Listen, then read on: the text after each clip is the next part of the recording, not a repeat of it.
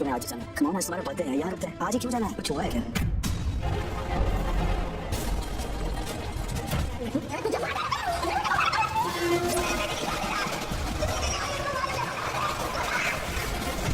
अनुपमा के आने वाले एपिसोड होने वाले और भी ज़्यादा इंटरेस्टिंग। जी हाँ दोस्तों, आने वाले एपिसोड में आप देखेंगे जैसे राही से अनुपमा टकराती तो उसे कस कर गले लगा लेती है, लेकिन और वहाँ पर राही प्रेम से कहती है कि मुझे बस घर वापस जाना है।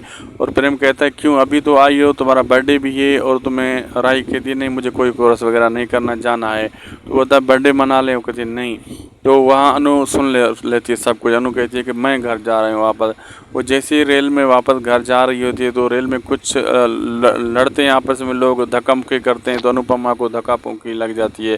तो अनुपमा को ये नज़र आना शुरू हो जाता है कि आर्यन की माँ उसे कह रही होती है कि तुम मेरे बेटे की मौत की जिम्मेदार हो, और वो चिल्ला रही होती है।